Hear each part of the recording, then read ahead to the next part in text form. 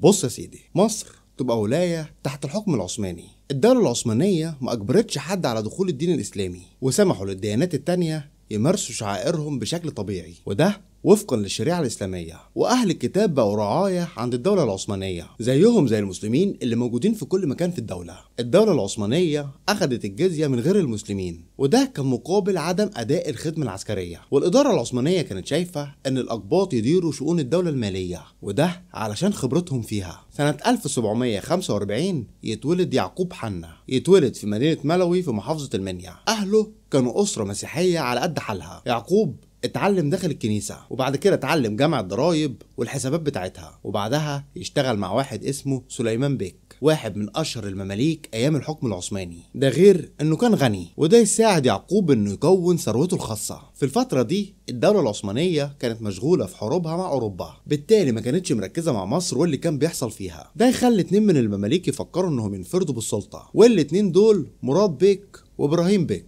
وده خصوصا بعد ما مات محمد بيك ابو الدهب. سنة 1775 الدولة العثمانية تعين اسماعيل بيك والي على مصر، وأول ما يتعين اسماعيل بيك يدخل في خناقة مع إبراهيم ومراد. وسنة 1791 الطاعون ينتشر في مصر كلها، ومن ضحايا الطاعون كان اسماعيل بيك وأسرته، وده فتح الباب للمماليك إنهم يرجعوا يفكروا في السيطرة على مصر مرة تانية. ونفضل كده لحد ما نوصل سنة 1798. دي السنة اللي وصلت فيها الحملة الفرنسية لمصر، الحملة اللي كان قائدها نابليون بونابرت. الحملة كان فيها 35 ألف عسكري شايلاهم 300 سفينة، وكان معاهم أسطول حرب فرنسي مكون من 55 سفينة. في الطريق نابليون يسيطر على جزيرة مالطا، واللي كان بيحكمها فرسان القديس يوحنا، ودول على طول كانوا بيهاجموا الأراضي الإسلامية. نابليون يوصل لإسكندرية ويحتلها، بس بعد مقاومة من المدينة والحاكم بتاعها واللي كان الشيخ محمد كريم. نابليون يحتل اسكندرية ويعدم الشيخ محمد كريم، وبعد كده ياخد الجيش بتاعه ويتحرك ناحية القاهرة، ويخرج له مراد بيك بالجيش بتاعه قرب امبابة.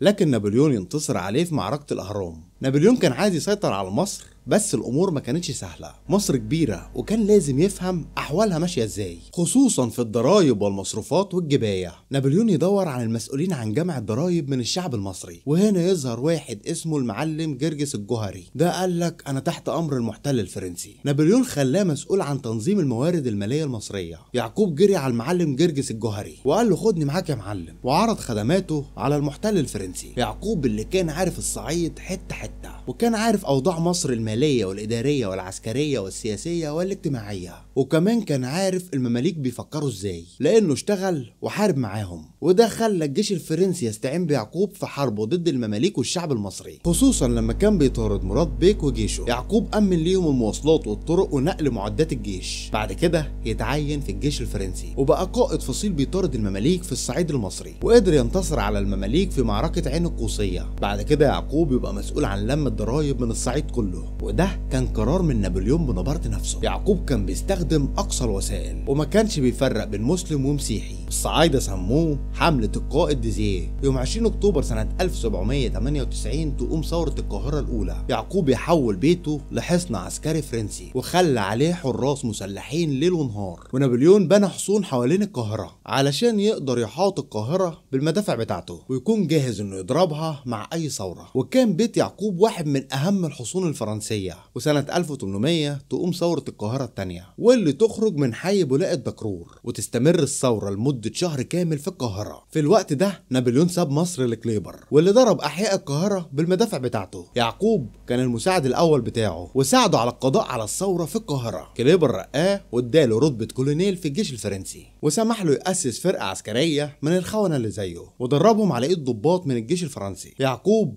جاب لهم سلاح على حسابه، وكليبر خلاه كبير جميع الضرايب في مصر كلها، وده كان عقاب على ثورة القاهرة الثانية. يعقوب بيستخدم أبشع الوسائل في جمع الضرايب. كان بيطلب مبالغ ضخمة من الفلاحين، واللي مش بيدفع كان بيتضرب، وكمان بيتحرق بيته ويعتدوا على عرضه. كبر يعقوب وتوحش وبقى عنده ثروة ونفوذ، وده خلى القائد بليار نائب القائد مينو يقول عليه يعقوب كان بيشتغل لحسابنا، ولكنه منسيش مصالحه الخاصة. سنة 1801 يتحرك الجيش العثماني والجيش الانجليزي. الجيش الانجليزي يتحرك للرشيد بالبحرية بتاعته، والجيش العثماني طلع على القاهرة، وقدروا يحاصروا الجيش الفرنسي بقيادة مينو، واللي تولى منصبه بعد مقتل كليبر على ايد البطل سليمان الحلبي. مينو دخل في مفاوضات معاهم علشان يرجع بالجيش لفرنسا. هنا يعقوب قال انا ماليش عيش في البلد دي، وقرر انه يسافر مع الحملة الفرنسية. فجمع امواله واهله عساكره وركب سفينة انجليزية علشان يخرج بيها من القاهرة. ده كان يوم 10 اغسطس سنة 1801. ويوم 16 اغسطس يعقوب تجيله حمى ويموت على السفينة، وكانت وصيته انه يدفن مع القائد ديزيه في قبر واحد.